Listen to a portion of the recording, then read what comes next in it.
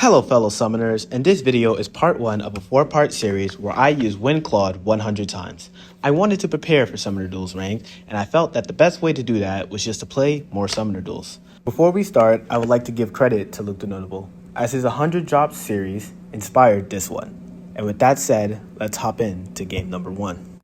Game number 1, I should probably explain how my team works. Gatekeeper, Katria, and Dual Thor are all here as support units, leaving us with our 2 heavy hitting carries, which are Wind Claude, that can basically kill anything with enough support, and Hoka, who we won't be seeing much of this game.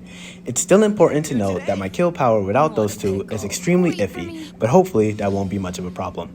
But once I can initiate with Claude, it's not a matter of if I can kill, but what I should kill. And after that kill, I use simple positioning to win me the match. Game number 2, and we're fighting a small child. Scratch that, a team of small children.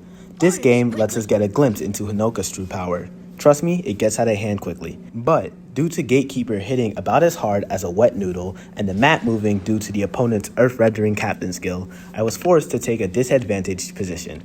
However, I would slowly crawl my way back using my better action economy to secure safe trades and make up for my lack of captain points to save the game. We're up against a Aier Cav line in game 3 that would end up throwing Gatekeeper right at me. What he doesn't know, however, is that my Claude has the mystical ability to move 2 squares. Unfortunately for him, Cavs can't move through trenches very well, allowing me to finish off his Aier and the game. Game number 4, and we're up against Brave Sealith. This should be fun. And here we see a prime example of Dual Thor's utility, as the debuff from her weapon makes Sealith way less threatening. And as for why he sent his captain to die, who knows? And after losing his captain and main threat, it became a matter of picking off his last unit safely and securing the W. Game number 5, we're up against a warp heavy team. I started off by sending Ash to see her father in the gulag and used Gatekeeper to stop all the warping shenanigans so that I can escort Hoka to the battlefield safely. And then Hoka felt his Gullaveg, and soon after, he surrendered. Game number 6, we have a pretty large win streak going. Let's try and keep it. I decided against going for the kill on Plumeria, choosing instead to bait his Garrick into range of my Claude, where Claude would unalive the man. And after losing such a prized possession, the opponent surrendered, making it 6 wins in a row. Game number 7, and we're fighting a smiley face player. This is going to be challenging. And he's running an aggressive Katria ball. Time to lock in. Or so I thought, because after a series of improving moves, he misclicked with his Chrom, allowing me to secure the kill with ease. And after trading Thor for Sed, I was able to walk away from the exchange upping unit thanks to Gatekeeper's Warp Bubble and Hoka's Cancel, ending it off with Katria in the field with no one else alive. Game number 8, and we're up against a max favor legendary Alencia. I was hasty in this match, sending in Claude to trade for Erica, combined with my poor positioning preventing me from taking advantage of triangle attack, and Gatekeeper hitting things with the might of 1,000 water droplets, and I would lose the first match in this series. Game number 9, and we're up against a legendary Roy Raid boss team. Well, we were, but then he left. Wonder why. Game number 10, and this is where Gatekeeper shines, nullifying the charge effect granted by Headlong Rush as well as the Guidance 4 skill on Altina. This allowed me to secure 2 kills with Claude while keeping all my units alive, and with a combination of Gatekeeper finally managing to kill something and trading down to a 3 vs 1, I was able to win this match. Game number 11 is a prime example of how well Claude, Hoka, and Katria work together. With his fellow flyer teammates, Claude gets the 6 buffs needed to kill with ease, and Hoka gets triangle attack, turning her from a pretty good on nuke to nigh impossible to wall. Game number 12, we're facing Skion Leaf, haven't seen him before, and although the Cav line is strong, I have the permanent advantage of not being walled by mountains. This allowed me to pick off his Rearm Chrom and delete his Harmonic Lindy, and so he responded by ending the game. Game number 13, and we're up against a Tokyo Mirage Session unit. Scratch that, we're up against 5 of them. Well, Hoka made it 4, Claude made it 3, Thor made it 2, Claude double dipped and made it 1, and you can see how this ends. Game number 14, we're running it back against Ashu. And the real star of this match was Wind Claude's Deep Star, which gave me the Canto to safely chip down Erica, as well as his 80% damage reduction, giving me enough time to kill Asker and get to safety.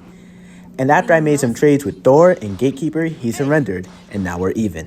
While trying to spark for Summer Ymir, I was lucky enough to pull a copy of Bridal Anna, who went straight to Claude to give him the illustrious C feud. Game number 15, and we're playing against a legendary Hoka team. I was prepared for the fight of my life, with twists, turns, and surprises, but then he surrendered. If you watch this far, then you should probably like, comment, and subscribe. It lets me know that you enjoy this content and will notify you when part 2 goes up. Game 16, and we're up against a brave Erica. Unfortunately, my router lost the fight before I could.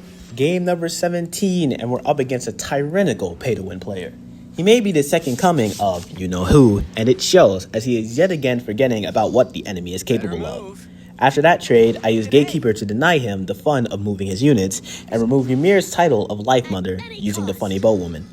And after all the trades, I was able to use his own assigned decoy against him to secure a kill and subsequently the game. Game number 18, and we're up against a duo peony team. However, they decided they wanted no smoke with Claude and surrendered. Game number 19, we're up against another harmonic Lindy. My hubris blinded me as I mindlessly attacked their captain with mine. This mistake would prove to be fatal, as I would lose Hoka and Claude, leaving me with no way to kill dual Asker. I really need to be more careful around. Game number 20, and we're up against a legendary Aier. I waited for my opponent to place themselves in an unsafe space and capitalize, netting a kill on both the goat as well as the dragon. And my positioning allowed me to set up a quad on their Mortis, sending it to the gulag. And after the dust settled, I was left with 5 units and them with 1. Game number 21, we're facing a legendary Chrom. After being reminded of the purpose of Bridal Catria, I would soon get a huge advantage, as not only did I manage to kill his primary warper, but I also got to go up a unit. But then I ran into a major problem, which was Miracle Harmonic Tiki. Fortunately, I was able to take advantage of Catria's triangle attack to actually net a kill. And after Hoka took out Asker, I was able to cruise my way to victory. Game number 22, we're up against a fellow Bridal Catria team. The opponent seemed to have forgotten what erosion does, so I had Wind Claude remind him. Afterwards, I netted an extremely damaging but still safe kill against his Camilla, and when he tried to use his warping, Gatekeeper shut it down, and so he surrendered. Game number 23, and we're up against Soft Brilliant. I really need to stop giving away my captain so easily, because while it did make sense point-wise, not only was my positioning subpar, but I was brutally reminded of how weak Gatekeeper can be. And the nail in the coffin for this game was legendary Chrom's insane stack stacking.